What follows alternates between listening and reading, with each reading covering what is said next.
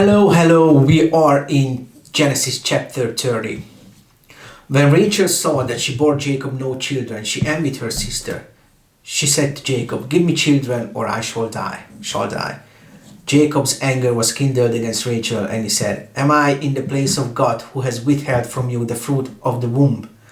Then she said, "Here is my servant Bilhah. Go into her so that she may give birth on my behalf, that even I may have children through her." So you could see it wasn't a happy family. And I think it also may have had something to do with how Rachel was loved differently than Leah. But we discussed that according to the Bible, even though you have different feelings to different people, you could still love them the same. And God had something to say about that as well. The other thing, whenever the servant was given to the husband as a wife, like she was treated as a secondary wife, a second class wife.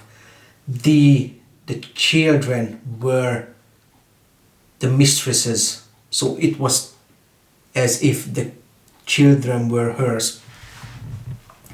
So she gave him her servant Bilhah as a wife, and Jacob went into her, and Bilhah convinced and bore Jacob a son. Then Rachel said, "God has judged me and has also heard my voice and given me a son." Therefore she called his name Dan. Rachel's servant Bilhah conceived again and bore Jacob a second son.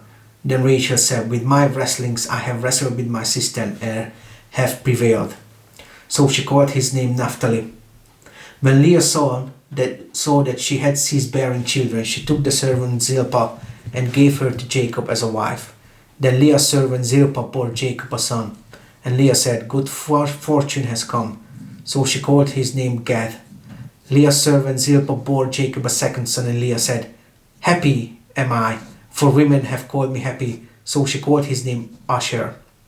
In the days of the wheat harvest, Reuben went and found mandrakes in the field and brought them to his mother Leah. Then Rachel said to Leah, "Please give me some of your son's mandrakes." Mandrakes was thought to help fertility.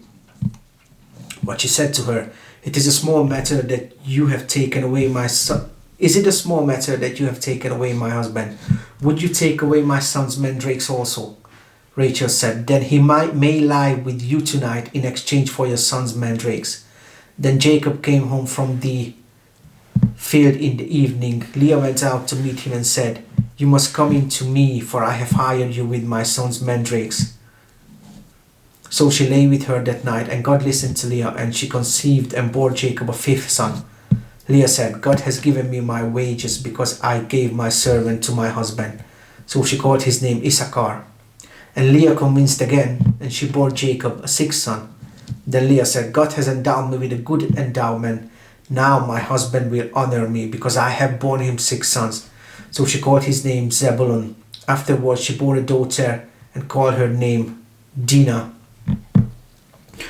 Again, you see that Leah was yearning for the attention of Jacob, of the love. So she must have really loved him. But it looks like Jacob ignored her or didn't treat her the same way as he did Rachel.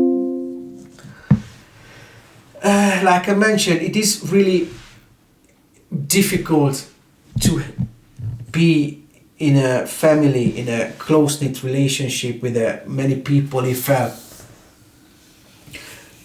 even when the love is present, it's not present evenly. It's not everyone is loved the same way, or not everyone is treated the same way, because like I mentioned, yes, you could have different feelings to different people, but again, according to the biblical definition of love, you can literally love everyone the same way. You can treat them the same way.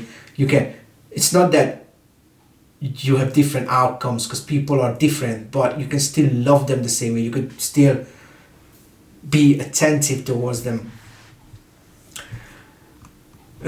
Verse 22, then God remembered Rachel, and God listened to her and opened her womb. She conceived and bore a son and said, "God has taken away my reproach." And she called his name Joseph, saying, "May the Lord add me to another son." So we know that Joseph is going to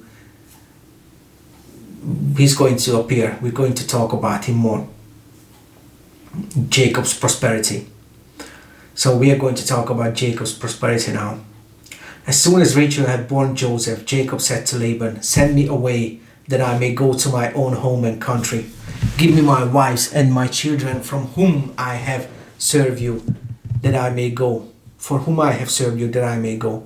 For you know that the service that I have given you."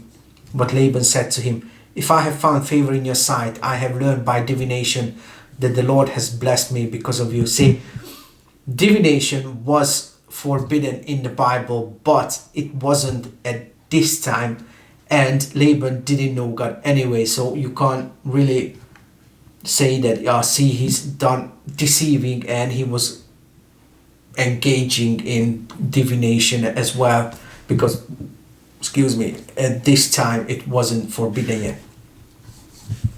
"Name your wages and I will give it," Jacob said to him.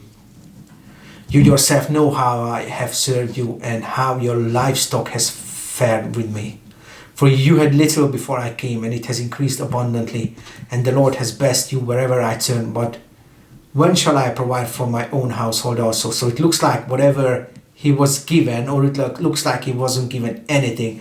And I read this commentary, and it was an African commentary. It was really good, because he said that, the author said that you have things like that in Africa where people come to relatives, they serve, but it didn't provide them with anything. The only things, and the reasoning is, yes, because I give you food and shelter and you use my electricity and water, therefore I do not need to give you any wages, when we know it's wrong. Verse 31, he said, "What shall I give you?" Jacob said, "You shall not give me anything if you will do this for me. I will again pasture your flock and keep it. Let me pass through all your flock today, removing from it every speckled and spotted sheep, and every black lamb, and the spotted and the speckled among the goats, and they shall be my wages. So my honesty will answer for me later when you come to look into my wages with you. Everyone that is not speckled and spotted among the goats and black among the lambs, if found with me, shall be counted stolen." Laban said, "Good, let it be as you have said." But the day Laban removed the male goats that were striped and spotted, and all the female goats that were speckled and spotted, every one that had white on it, and every lamb that was black, and put them in the charge of his sons. And he set the distance of 3 days' journey between himself and Jacob, and pastured the rest of Laban's flock. So Laban did make Jacob's job a lot harder. He didn't want him to leave. And finally, then Jacob took fresh sticks of poplar and almond and plane trees, and peeled white streaks in them, exposing the white of the sticks. He set the sticks that he had peeled in front of the flocks in the troughs, that is, the watering places where the flocks came to drink. And since they bred, when they came to drink, the flocks bred in front of the sticks. And so the flocks brought forth striped, speckled, and spotted. And Jacob separated the lambs and set the faces of the flocks towards the striped and all the black in the flock of Laban. He put his own droves apart and did not put them with Laban's flock.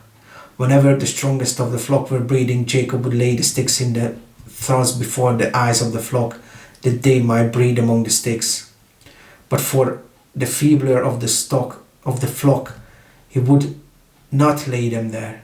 So the feebler would be Laban's, and the stronger Jacob's. Thus the men increased greatly and had large flocks, female servants and male servants, and camels and donkeys. So Jacob wasn't a fool.